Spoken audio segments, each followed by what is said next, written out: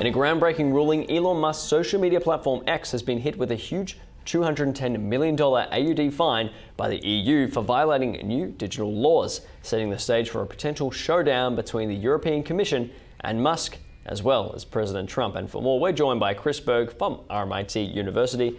Chris, it's great to have you back on the program.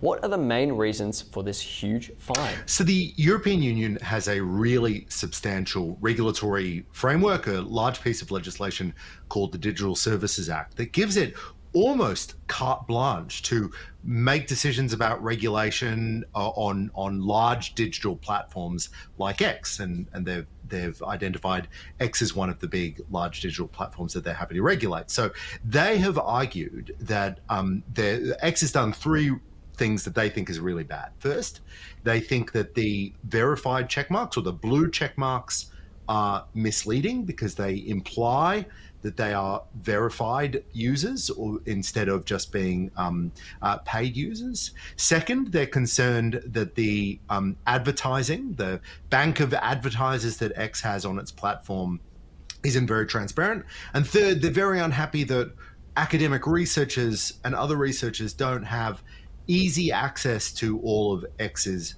data. And on those grounds, they've decided that this is a violation of the Digital Services Act and been able to impose this massive, massive fine. And what other implications does this ruling have for the relationship between the European Commission and Elon Musk?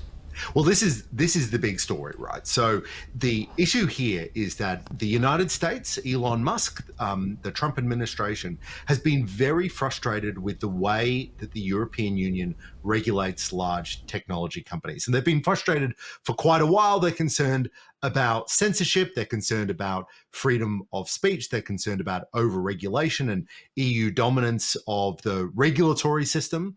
And this is a example that they are viewing this as an example of this. So we've seen already frustrations out of the vice president's office. We've obviously seen Elon Musk be very annoyed and frustrated, and in my view, rightly so, about this rather significant regulatory action as well. This is going to further divide, I think, the relationship between the Trump administration and the European Union at a time in which they really need to be growing together for geopolitical reasons.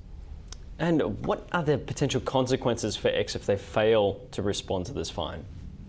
Well, if they fail to respond, the European Union will keep bumping up the fine and bumping up the fine. And over time, I have no doubt that if X is fined and if X decides to, it has exhausted all the avenues of appeal and worked every angle it can, I'm sure it would pay the fine because it probably wants to continue to operate in Europe and for European citizens. In fact, Elon Musk said there's been an enormous uptake of the X platform just over the last 24 hours. But it will just continue to get harsher and harsher fines. And I think it will continue to expose the regulatory aggressiveness of the EU on technology platforms that are provided from outside of Europe, which in my view is a huge problem for Europe. And if I was a European citizen, I'd be so frustrated that they weren't building European products, they were only regulating American ones. And you did touch on something important there. So other platforms, how does this compare to X, for example, X and to TikTok? So TikTok was also threatened by this substantial action as well. TikTok decided instead to make changes to its advertising platform to satisfy the European Union's demands. X has obviously decided to do otherwise. I think the political context of TikTok and X are quite different. Of course, TikTok widely accused of being based out of China and being influenced by the Chinese government. Of course, X is run by Elon Musk, who has been on and off quite close to the Trump administration. So I think the political circumstances are quite different, which in my mind tells us a lot about some of the dangers of these regulatory systems, that we are playing geopolitics and the European Union is playing political gamesmanship in an environment where they should be focused just on bringing benefits back to European Union citizens and allowing European Union citizens to use these technologies freely. And in what other ways does this ruling reflect the EU's stance on user rights and transparency when it comes to sort of digital technology and digital tools like these? So the European Union says that it is standing up for transparency. The argument for the Digital Services Act is to protect competition, make sure that digital platforms are maximally transparent and so forth. And some of the ideas behind the Digital Service Act, I don't mind. I'm a researcher. I like the idea that researchers would have access to more data. More data is good, but at the same time, these are private companies, and private companies need to be able to innovate. They need to be able to experiment. They need to be able to strike commercial deals and protect themselves from competition and innovate to be more competitive themselves as well. So I'm very concerned that this results in just a radical over-regulation of the technology sector. Now, I'm not a European Union citizen, so that might sound like a problem for the EU, but what we have a problem for people in the EU, but what we have seen is that over-regulation in the European Union can have really substantial downstream consequences for users in the United States and in Australia, as well as platforms have to pay for and build in new features that only satisfy the demands coming out of Brussels. Yes, I think you made a very great point there. A lot of people see things happening internationally, they go, oh, I don't have to worry about it, it doesn't relate to me. But yes, these things definitely do trickle down. And you did touch on that, international relations. Could this ruling impact, especially a relationship with the US government as well? I imagine they wouldn't be very happy with this. Well, that's absolutely right. I think this is the major issue. So technology politics these days are geopolitics. It's hard to distinguish between the two. And the US government is very frustrated with Europe for a whole bunch of reasons, including Europe's, until relatively recently, failure to fully front up for the cost of the Ukraine war. It's frustrated with it's long been very frustrated with its censorship of freedom of speech in the United Kingdom. Obviously, they're not part of the EU anymore, but in Germany, particularly, JD Vance has made a number of, the Vice President JD Vance has made a number of points about that.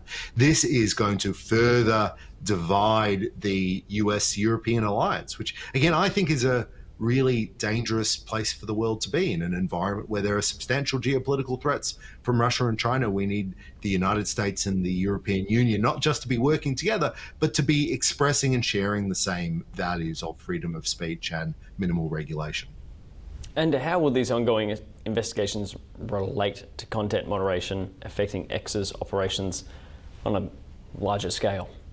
Well, they could have quite substantial impacts on X's platform. I think we in Australia we should be observing this quite carefully, because the Albanese government is interested in introducing a version of the European Union's Digital Service Act under a Digital Competition Policy Act. There's suggestions that there will be digital competition acts released by the Albanese government over the next couple of months, which may also alienate the Albanese government from the Trump administration too. And I think this reveals the sorts of political fissures that can happen when you try to very aggressively regulate US technology companies in a way that is contrary to not just US interests, but in my view, contrary to the interests of internet users in Australia and around the world.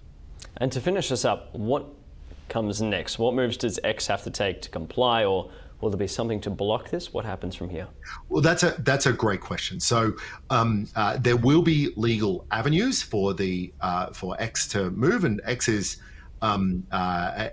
usually pretty enthusiastic about using every legal tool under its belt. It may be possible that the Digital Services Act, however, is written so broadly and gives regulators so much control and so much arbitrary and discretionary power that it will be difficult to avoid.